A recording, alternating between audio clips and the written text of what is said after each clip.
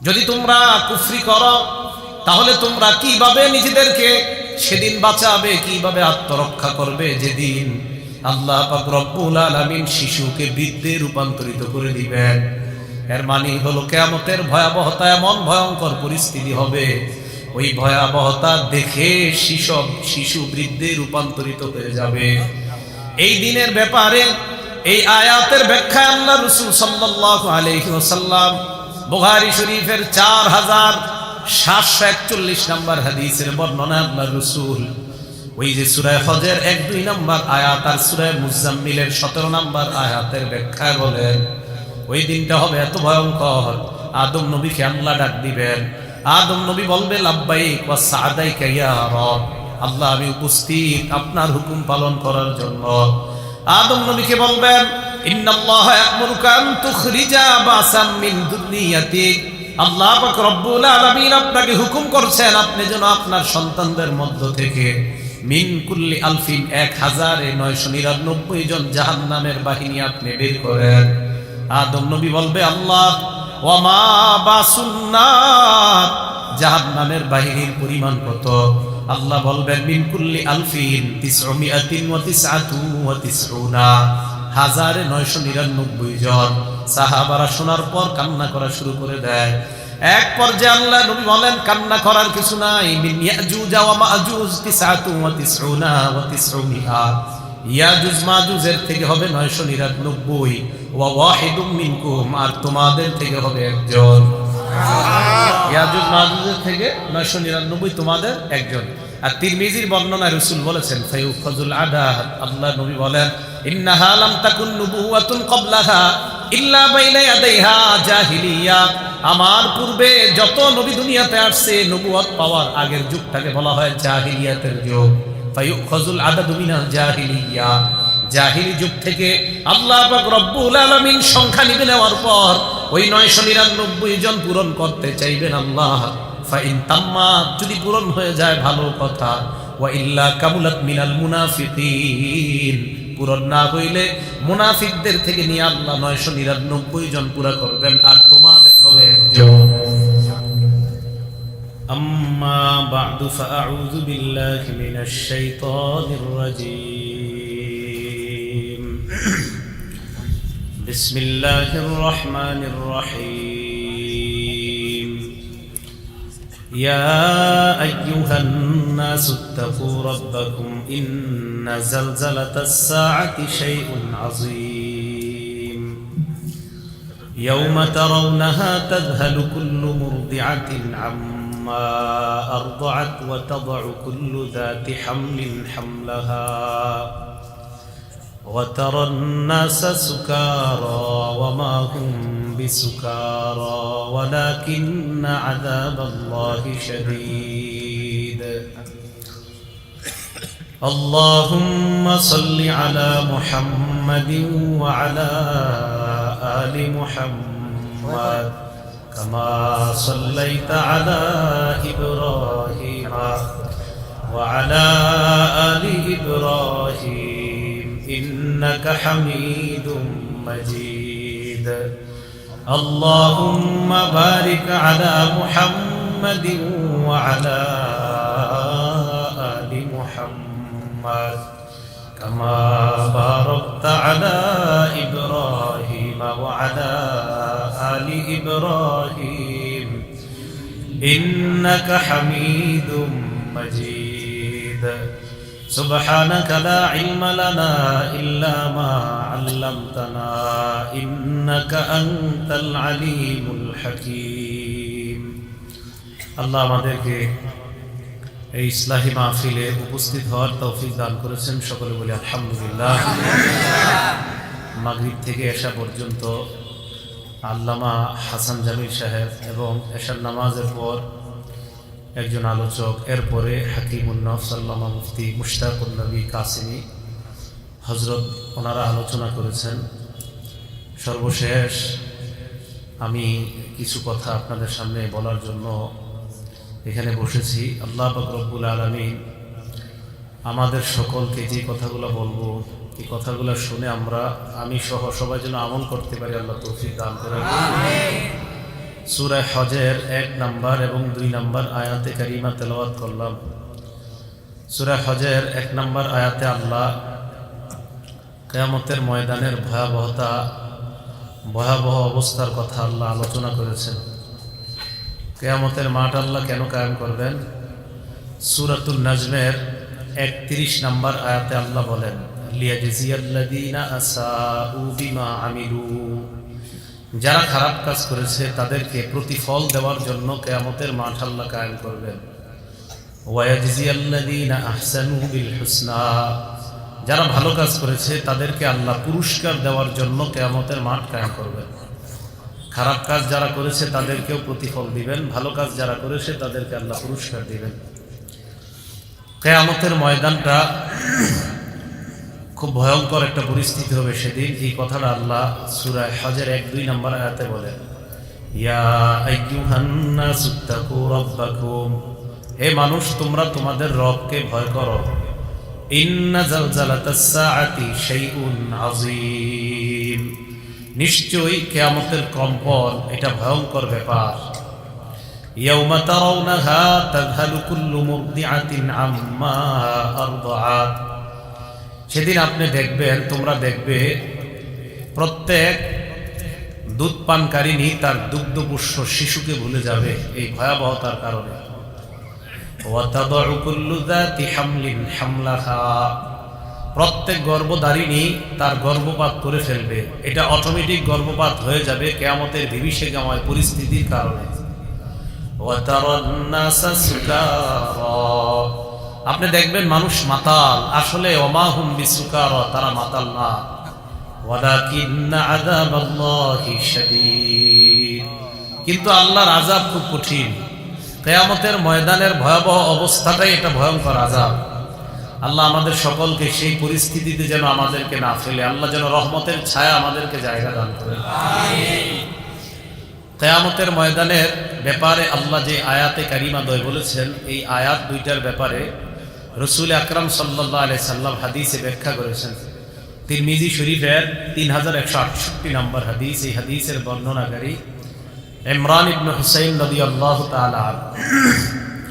এই ইমরান ইবনে হুসাইন রাদিয়াল্লাহু তাআলা আনহু তিনি বলেন, আন্না রাসূলুল্লাহ সাল্লাল্লাহু আলাইহি ওয়াসাল্লাম লাম্মা নাযালাত ইয়া আইয়ুহান নাসুত্তাকু রাব্বাকুম ইন্না জালজালাতাস সাআতি শাইউন আযীম ক্বালা, এই আয়াত যখন নাজিল হলো যে হে মানুষ তোমরা তোমাদের রবকে ভয় করো, রাসূল সাল্লাল্লাহু আলাইহি সাল্লাম বললেন সাহাবায়ে কেরামকে লক্ষ্য করে, এই হাদিসটা তিরমিজি শরীফের 3168 তো আছে, 3169 নম্বর হাদিসও আছে।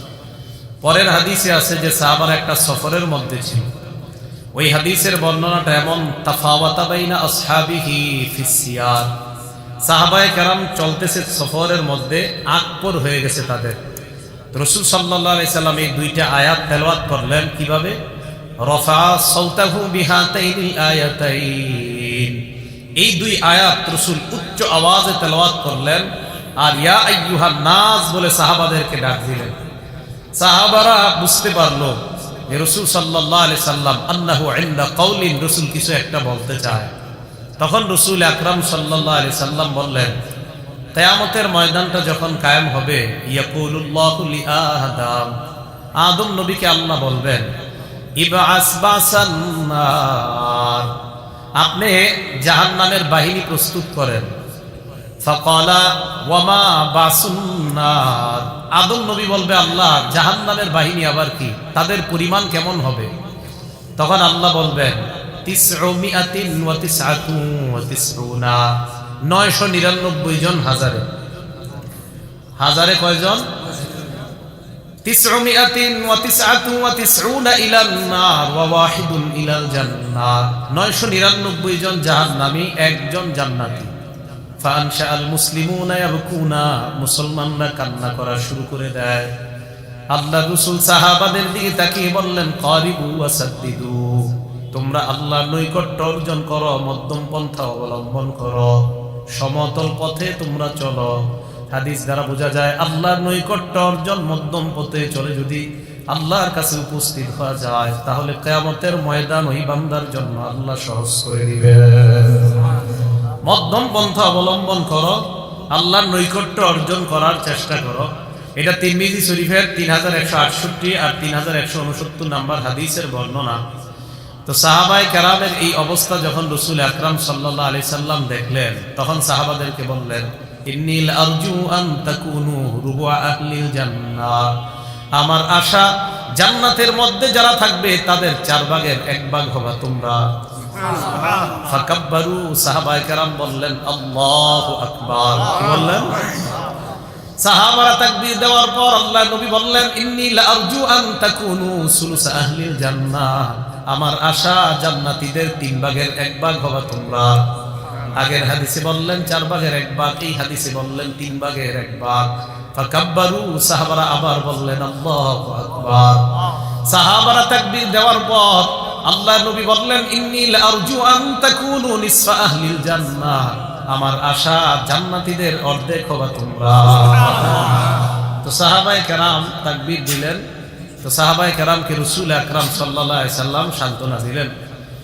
আল্লাহ পাক রব্বুল আলামিন সূরা মুজাম্মিলের 17 নম্বর আয়াতে বলেন, ফাকাইফা তাত্তাকুনা ইন কাফারতুম ইয়াওমান ইয়াজআলুল বিলদানা শিবা, যদি তোমরা কুফরি করো তাহলে তোমরা কিভাবে নিজেদেরকে সেদিন বাঁচাবে, কিভাবে আত্মরক্ষা করবে যেদিন আল্লাহ পাক রব্বুল আলামিন শিশুকে বৃদ্ধে রূপান্তরিত করে দিবেন। এর মানে হলো কিয়ামতের ভয়াবহতা এমন ভয়ঙ্কর পরিস্থিতি হবে, ওই ভয়াবহতা দেখে শিশু বৃদ্ধে রূপান্তরিত হয়ে যাবে। এই দিনের ব্যাপারে এই আয়াতের ব্যাখ্যা আল্লাহ রাসূল সাল্লাল্লাহু আলাইহি ওয়াসাল্লাম বুখারী শরীফের 4741 নম্বর হাদিসের বর্ণনা আল্লাহ রাসূল ওই যে সূরা হজের 1-2 নম্বর আয়াত আর সূরা মুজাম্মিলের 17 নম্বর আয়াতের ব্যাখ্যা বলেন, ওই দিনটা হবে এত ভয়ঙ্কর, আদম নবীকে আল্লাহ ডাক দিবেন। আদম নবী বলবে লাব্বাইক ওয়া সা'দাইকা ইয়া রব, আল্লাহ আমি উপস্থিত আপনার হুকুম পালন করার জন্য। আদম নবীকে বলবেন, ইন্নাল্লাহা ইয়া'মুরুকা আন তুখরিজা বাসাম মিন যুররিয়াতিক, আল্লাহ পাক রব্বুল আলামিন আপনাকে হুকুম করছেন আপনি যেন আপনার সন্তানদের মধ্য থেকে মিন কুল্লি আলফিন 1999 জন জাহান্নামের বাহিনী আপনি বের করেন। আদম নবী বলবে, আল্লাহ ওয়া মা বাসুন্নার, জাহান্নামের বাহিনীর পরিমাণ কত? আল্লাহ বলবেন, মিন কুল্লি আলফিন 999 1999 জন। সাহাবারা শোনার পর কান্না করা শুরু করে দেয়। এক পর্যায়ে আল্লাহ নবী বলেন, কান্না করার কিছু নাই, মিন ইয়াজুজ ওয়া মাজুজ 99 ইয়াজুজ মাজুজের থেকে হবে 999 ওয়া ওয়াহিদুম মিনকুম, আর তোমাদের থেকে হবে একজন। ইয়াজুজ মাজুজের থেকে 999 তোমাদের একজন। আর তিরমিজির বর্ণনায় রাসূল বলেছেন, ফায়ুখাজুল আদাদ, আল্লাহ নবী বলেন, ইন্নাহা লাম তাকুন নুবুওয়াতুন ক্বাবলাহা ইল্লা বাইনা ইয়াদাইহা জাহিলিয়া, আমার পূর্বে যত নবী দুনিয়াতে আসছে নবুয়ত পাওয়ার আগের যুগটাকে বলা হয় জাহিলিয়াতের যুগ। ফায়ুখাজুল আদাদু মিনাল জাহিলিয়া, জাহিলি যুগ থেকে আল্লাহ পাক রব্বুল আলামিন সংখ্যা নিবে নেওয়ার পর ওই 999 জন পূরণ করতে চাইবেন আল্লাহ। ফাইন তাম্মা, যদি পূরণ হয়ে যায় ভালো কথা, ওয়া ইল্লা কামুলাত মিনাল মুনাফিকিন, পূরণ না হইলে মুনাফিকদের থেকে নিয়ে আল্লাহ 999 জন পুরা করবেন, আর তোমাদের হবে একজন। তাহলে জাহিল যুগটা ছিল, এই যুগের সংখ্যা নিয়ে আল্লাহ পাক রব্বুল আলামিন পূরণ করবেন। যদি পূরণ না হয় তো মুনাফিকদেরকে নেওয়া হবে। এটা তিরমিজির বর্ণনা। আর বুখারীর বর্ণনা, ইয়াজুজ মাজুজ থেকে হবে 999 জন, আর তোমাদের থেকে হবে একজন। কথাটা বুঝে আসছে সবার? বাকি আমাদের আমল করতে হবে, আল্লাহর নৈকট্য অর্জন করতে হবে। ভাই ওই একজন যদি আমি হই, আপনি হন, তো এই জন্য ওই একজন যেন আমি না হই, আপনি না হন। এই জন্য 999 ইয়াজুজ মাজুজ আর একজন জাহান্নামী, এটা যেন আমাদের কেউ না হয়। আল্লাহ আমাদের সকলকে সেই ভয়ঙ্কর পরিস্থিতিতে হেফাজত করে। আমিন।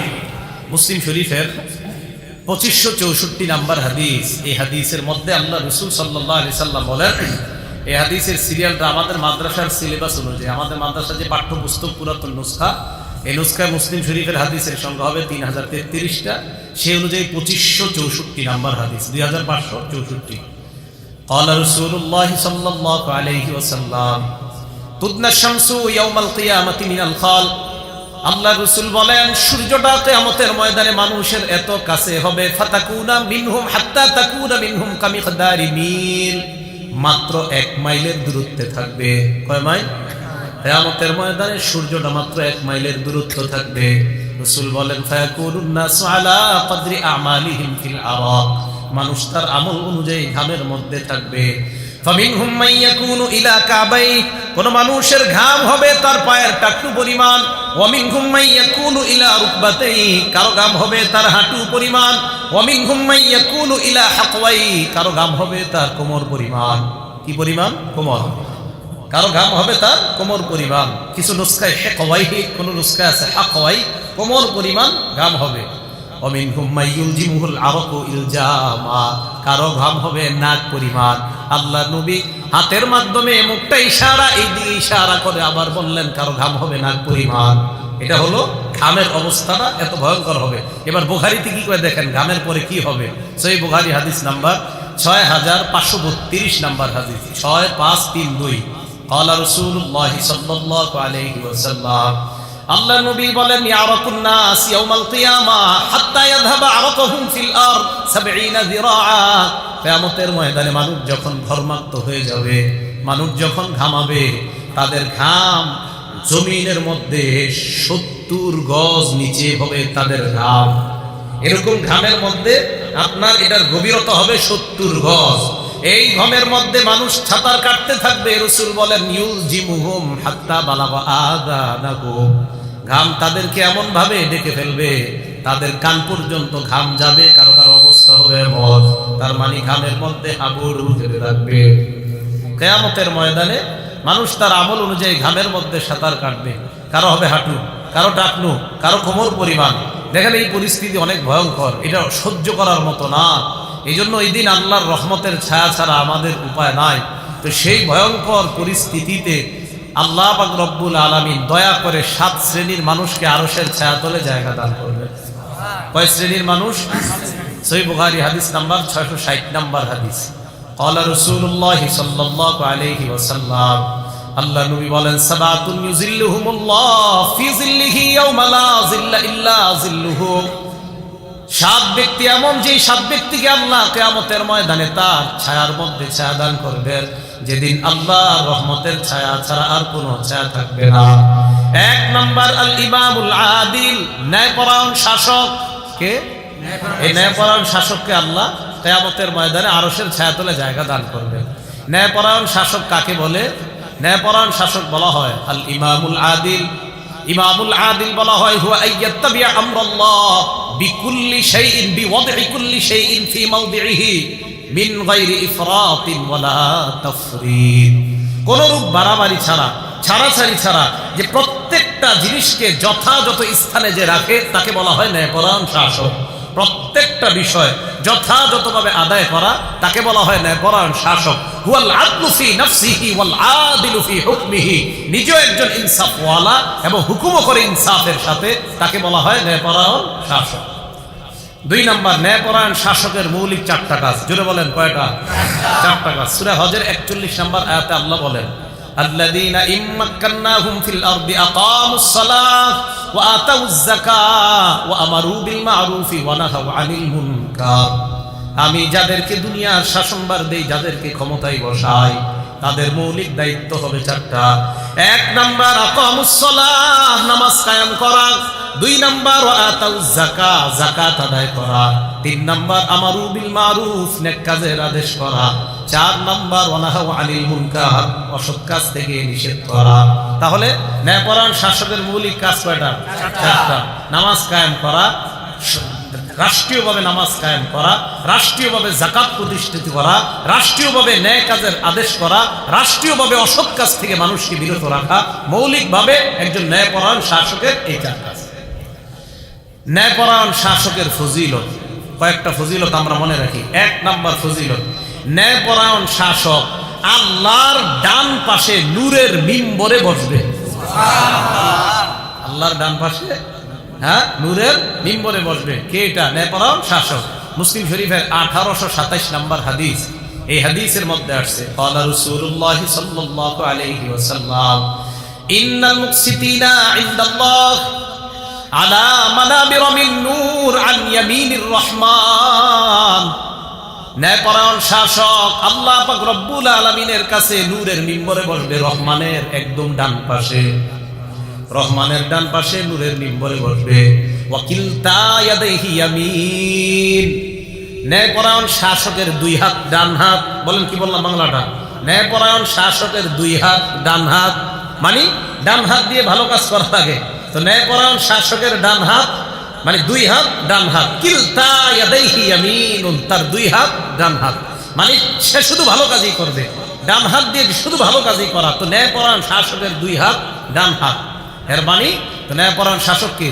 আল্লাযীনা ইয়াদিলুনা ফি হুকমিহিম ওয়া আহলিহিম ওয়া মা ওয়ালু। ন্যায়পরায়ণ শাসক তারা যারা পরিবারের লোকজনের মধ্যে ইনসাফ কায়েম করে, আর অধীনস্থ যারা তাদের মাঝেও ইনসাফ কায়েম করে, তাকে বলা হয় ন্যায়পরায়ণ শাসক। ওই ন্যায়পরায়ণ শাসক রহমানের ডান পাশে নূরের মিম্বরে বসার মতো ব্যবস্থা আল্লাহ করে দিবেন। এ হলো এক নম্বর ফজিলত। ন্যায়পরায়ণ শাসকের দুই নম্বর ফজিলত, ন্যায়পরায়ণ শাসক জান্নাতি। সুবহানাল্লাহ। সহিহ মুসলিম শরীফ হাদিস নাম্বার 2565 নম্বর হাদিস। ক্বালা রাসূলুল্লাহ সাল্লাল্লাহু আলাইহি ওয়াসাল্লাম, আল্লাহ নবী বলেন আহলুল জান্নাতি সালাসা, জান্নাতি তিন প্রকার। জোরে বলেন জান্নাতি কয় প্রকার? এক নাম্বার যু সুলতানিন মুকসিতুন মুওয়াফফাকুন, এক নাম্বার ন্যায়পরায়ণ শাসক যাকে তৌফিক দেওয়া হয়েছে ভালো কাজ করার। এই ন্যায়পরায়ণ শাসকের ঠিকানা হলো জান্নাত। ন্যায়পরায়ণ শাসকের ঠিকানা জান্নাত, যাকে ন্যায় কাজ করার তৌফিক দান করা হয়েছে। দুই নাম্বার রাজুলুন রাহিমুন রাকিকুল কলবি লিকুল্লি যি কুরবা মুসলিমিন, দুই নাম্বার ওই ব্যক্তি যেই ব্যক্তি দয়ালু এবং অন্তরটা সদয়, নিকটাত্মীয় এবং মুসলমানের প্রতি, এই ব্যক্তিও আল্লাহর জান্নাতের মেহমান। নিকটাত্মীয় মুসলমানদের প্রতি যার হৃদয়টা সদয়, যিনি খুব নরম দিলের মানুষ, সেও জান্নাতি হবে। এটা হলো দুই নাম্বার ব্যক্তি। তিন নাম্বার আফিফুন মুতাআফফিফুন যু ইয়াল, যার অনেক সন্তান আছে থাকার পরেও মানুষের কাছে হাত পাতে না, সন্তানাদি আছে, অভাব অনটনের মধ্যে আছে, এই সন্তান অনেক থাকার পরেও অভাব অনটন মানুষের কাছে প্রকাশ করে না, মানুষের কাছে হাত পাতে না, লজ্জায়, এই ব্যক্তিও জান্নাতে যাবে। তো এই তিনজনের একজন ন্যায়পরায়ণ শাসক। বলেন তো তিনজনের একজন ন্যায়পরায়ণ শাসক। একটা কিতাব আছে না সিলসিলাতুস সহিহা, এটার নাম শুনছেন? আলেমরা ছাড়া অন্যরা না শোনাই ভালো। তো এই কিতাবের 3384 নাম্বার হাদিস, এই কিতাবের 3300, আচ্ছা না না শোনা ভালো এরকম না, কিতাবের নাম জানা তো ভালোই, মানে বললাম আর কি, আলেমরা জানলেই হবে, আপনাদের মোটামুটি যেই কিতাবগুলো জানেন এইগুলো জানলেই চলবে। তো সিলসিলাতুস সহিহা 3384 নাম্বার হাদিস। এই হাদিসের মধ্যে আসছে সালাসাতুন লা ইয়ারুদ্দুল্লাহু দুআআহুম, তিন ব্যক্তির দোয়া আল্লাহ ফিরায়া দেয় না। কয় ব্যক্তির দোয়া আল্লাহ ফিরায়া দেয় না? তিন ব্যক্তির দোয়া আল্লাহ ফিরিয়ে দেয় না। এর মধ্যে একজন হলেন আল ইমামুল আদিল, ন্যায়পরায়ণ শাসকের দোয়া আল্লাহ কখনো ফিরায়া দেয় না। ন্যায়পরায়ণ শাসকের দোয়া আল্লাহ কি করে না? ফিরায়া দেয় না। তাহলে ন্যায়পরায়ণ শাসক এক নাম্বার আরশের ছায়া তলে কিয়ামতের ময়দানে জায়গা পাবে। তিনি কে বলেন তো? ন্যায়পরায়ণ শাসক। পৃথিবীর শ্রেষ্ঠ ন্যায়পরায়ণ শাসক ছিলেন মুহাম্মদুর রাসূলুল্লাহ সাল্লাল্লাহু আলাইহি ওয়াসাল্লাম। সহিহ বুখারী হাদিস নাম্বার 3475 নাম্বার হাদিস। এই হাদিসে একটা মজার ঘটনা আছে। কি হয়েছে? মক্কার এক নারী চুরি করছে, এক মেয়ে চুরি করছে, আরবের এক মেয়ে চুরি করছে। আম্মা জান আয়েশা সিদ্দিকা বলেন, আন্না কুরাইশান আহাম্মাহুম শানুল মারআতিল মাখজুমিয়াতিল্লাতী সারাকাত। মাখজুমি গোত্রের এক নারী চুরি করছে। এই চুরিটা মক্কার নেতৃস্থানীয় ব্যক্তিবর্গদেরকে ভাবিয়ে তুলল যে এই মেয়েটা একটা বংশীয় মেয়ে, চুরি করলে তো হাত কাটা হয়, এটা কিভাবে? তো সবাই চিন্তা করলো রাসূলকে দেখিন একটু সুপারিশ করে। তাদের মধ্যে একজন বলল, মাইয়ুকাল্লিমু ফিহা রাসূলুল্লাহি সাল্লাল্লাহু আলাইহি ওয়াসাল্লাম, এই মেয়েটার ব্যাপারে আল্লাহ রাসূলের সাথে কে কথা বলবে? ফাকালু ওয়া মান ইয়াশতারি আলাইহি ইল্লা উসামা ইবনে যায়েদ হিব্বু রাসূলিল্লাহি সাল্লাল্লাহু আলাইহি ওয়াসাল্লাম। এই ব্যাপারে আল্লাহ নবীর সাথে আল্লাহ রাসূলের সবচেয়ে প্রিয় ভাজন, আস্থাভাজন উসামা ইবনে যায়েদ ছাড়া অন্য কেউ রাসূলের সাথে কথা বলার সাহস নাই কারো। যদি কথা বলতে হয় তো নবীজির নাতি যায়েদ ইবনে হারেসার ছেলে উসামা, এই উসামাকে নবী অনেক মহব্বত করে, আদর করে কোলে নেয়, সে পারবে নবীর সাথে কথা না বলতে, অতএব তাকে আমরা রাসূলের কাছে পাঠাই। সাহাবারা কেউ সাহস করতেছে না। অমাইয়াশতারি আলাইহি ইল্লা উসামা ইবনে যায়েদ, ইস্তিরা মানে হলো সাহস করা, এই সাহস তো উসামা ছাড়া আর কারো নাই। উসামা ইবনে যায়েদকে রাজি করাইলো, তুমি এক কাজ করবা, তোমার দাদাকে গিয়ে বলবা এই মহিলাটা চুরি করছে, বংশীয় মেয়ে, তো তার হাত কাটাটা কি একটু বা শিথিল করা যায় কিনা। হযরত উসামা ইবনে যায়েদ রাদিয়াল্লাহু তাআলা রাসূল সাল্লাল্লাহু আলাইহি সাল্লামের কাছে গেলেন, যাওয়ার পর ব্যাপারটা বললেন। রাসূল সাল্লাল্লাহু আলাইহি ওয়াসাল্লাম জবাব দিলেন, আতাশফাউ ফি হাদ্দিন মিন হুদুদিল্লাহ, তুমি কি আল্লাহর কোন ফয়সালা শিথিল করার ব্যাপারে আমার কাছে সুপারিশ করতেছো? আল্লাহ নবী বললেন, ইন্নামা আহলাকা মান কানা ক্বাবলাকুম আন্নাহুম ইযা সারাকা ফীহিমুশ শরীফ তারাকুহ, তোমাদের পূর্বের জামানার মানুষ ধ্বংস হয়েছে যেই কারণে, এর মধ্যে একটা কারণ হলো এই, তাদের মাঝে কোনো সম্ভ্রান্ত ব্যক্তি চুরি করলে তাকে তারা ছেড়ে দিত। ওয়া ইযা সারাকা ফীহিমুদ দাঈফ আকামু আলাইহিল হাদ্দা, আর যদি তাদের মধ্যে কোনো দুর্বল নিম্ন শ্রেণীর মানুষ চুরি করত তাহলে তারা হদ কায়েম করত। ইহুদিরা এমন করত। আপনার কি করত? সম্ভ্রান্ত ব্যক্তি চুরি করলে একটু শাস্তি দেয়া মাফ, আর যদি দুর্বল মানুষ চুরি করে তো তার হাত কাটতো।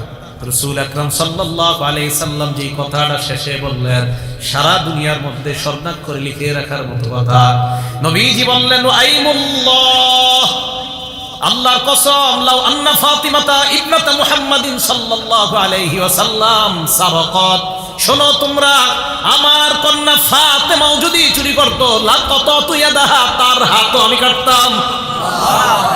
আমার মেয়ে ফাতেমা, মুহাম্মদ সাল্লাল্লাহু আলাইহি সাল্লামের মেয়ে ফাতেমা, সেও যদি চুরি করতো আমি তার হাত কেটে দিতাম। পৃথিবীর সবচেয়ে ন্যায়পরায়ণ শাসক ছিলেন মুহাম্মদুর রাসূলুল্লাহ সাল্লাল্লাহু আলাইহি সাল্লাম। কথা মনে আসেনি? কয় শ্রেণীর মানুষকে আল্লাহ আরশের ছায়াতলে জায়গা দিবেন? 7। 1 নাম্বার ন্যায়পরায়ণ শাসক। 2 নাম্বার ওয়া শাবুন নাশা ফি ইবাদাতি রাব্বিহি আযজা ওয়া জাল, ওই যুবক যার যৌবন বয়সটা, যার জীবনটা লালিত পালিত হয়েছে আল্লাহর ইবাদতের মধ্যে, যৌবন বয়সটা ইবাদতে কাটাইছে। বলেন যৌবন বয়স কিভাবে কাটাইছে? একটা কিতাব আছে হাদিসের নাম সহিহুল জামে, 3355, কত হয়? 3355। এই কিতাবের 3355 নাম্বার হাদিস। এই হাদিসের মধ্যে ক্বালা রাসূলুল্লাহ সাল্লাল্লাহু আলাইহি ওয়াসাল্লাম, আল্লাহর নবী বলেন, ইফতানিম খামসান ক্বাবলা খামসিন, 5টা জিনিসের আগে তোমরা 5টা জিনিসকে মূল্যায়ন করো। কয় জিনিসের আগে কয় জিনিসকে মূল্যায়ন করো? সবাই মনে রাখবেন। 1 নাম্বার শাবাবাকা ক্বাবলা হারামি, তুমি বুড়া হয়ে যাওয়ার আগে তোমার যৌবনটাকে তুমি মূল্যায়ন করো, গনিমত মনে করো। বলেন 1 নাম্বার যৌবন বয়সটা ইবাদতে কাটানো। তাহলে 1 নাম্বার শাবাবাকা ক্বাবলা হারামি, 1 নাম্বার যৌবন বয়সটা এটা মূল্যায়ন করা। 2 নাম্বার ফারাগাকা ক্বাবলা শুগলি, তুমি ব্যস্ত হয়ে যাওয়ার আগে অবসর সময়টাকে তুমি কাজে লাগাও। অবসর সময় তুমি কি করো? কাজে লাগাও। আমাদের তালেব ইলম ভাই যারা আছি, আমরা ছুটিগুলাতে কাজে লাগানো দরকার, রমজান মাসটা কাজে লাগানো দরকার, বন্ধগুলো আমাদের কাজে লাগানো দরকার। ছাত্রদের মধ্যে যারা এই সময়গুলা কাজে লাগাবে এরা সোনায় সোহাগা হয়ে যাবে। তো অবসর সময়গুলা কাজে লাগানো, ফারাগাকা ক্বাবলা শুগলি, এটা 2 নাম্বার। অবসর, ব্যস্ত হয়ে যাওয়ার আগে অবসর সময়টাকে কাজে লাগানো। ব্যস্ততা আপনি দেখবেন সুবহানাল্লাহ 10 বার কইতে পারতেছেন না। সুবহানাল্লাহ আপনি আগে কইতে পারতেন, অবসর সময় আপনি 33 বার 100 বার বলতে পারতেন। ব্যস্ত হয়ে যাওয়ার পর এটা পারতেছেন না, তাহলে অবসর সময়টা কাজে লাগানো। বাসে বসে থাকাটা এটা একটা অবসর সময়। আর ঢাকা শহর বাসে আপনার 2.5-3 ঘন্টা নিচে বসে থাকা হয় না। তো এই 2.5-3 ঘন্টা আপনি ফেসবুক না চালিয়ে আল্লাহর জিকিরে কাটায় ফেলবেন। তাহলে 2 নাম্বার ফারাগাকা ক্বাবলা শুগলি। 3 নাম্বার ওয়া হায়াতাকা ক্বাবলা মাউতিক, মরার আগে তোমার জীবনটা তুমি মূল্যায়ন করো। মরলে তো শেষ, তো মরার আগে জীবনটা গনিমত মনে করো। 4 নাম্বার ওয়া সিহহাতাকা ক্বাবলা সাকমিক, তুমি অসুস্থ হওয়ার আগে তোমার সুস্থতাটা তুমি মূল্যায়ন করো। মানুষ অসুস্থ যখন হয়ে যায় তখন চাইলেও ইবাদত করতে পারে না, সুস্থতার সময় যে ইবাদতটা করা যায়। তাই তুমি সুস্থতার সময়টাকে তুমি মূল্যায়ন করো অসুস্থ হওয়ার আগে। আমাদের রাসূল সাল্লাল্লাহু আলাইহি সাল্লামও দেখেন ইন্তেকালের সময় এতটা অসুস্থ হয়ে গিয়েছিলেন যে রাসূল সাল্লাল্লাহু আলাইহি সাল্লাম পর্যন্ত মসজিদে যাইতে কষ্ট হয়ে যাচ্ছিল। আম্মা জান আয়েশা সিদ্দিকা তো বলেন, সহিহ বুখারী হাদিস নাম্বার 4438 নাম্বার হাদিস, আম্মা জান আয়েশা সিদ্দিকা বলেছেন যে আল্লাহ রাসূল ইন্তেকালের সময় ওয়া আনা মুসনিদাতুহু ইলা সাদরি, আমার বুকের সাথে ট্যাক লাগায় রাখছিলাম। আল্লাহ রাসূলের এত কষ্ট হচ্ছিল, কথাও বলতে পারছিলেন না। দাখাল আব্দুর রহমান ইবনে আবি বকর আলা নবী, আবু বকর সিদ্দিকের ছেলে আব্দুর রহমান মানে আমার ভাই রাসূলের কাছে সাল্লাল্লাহু আলাইহি সাল্লামের কাছে প্রবেশ করলেন।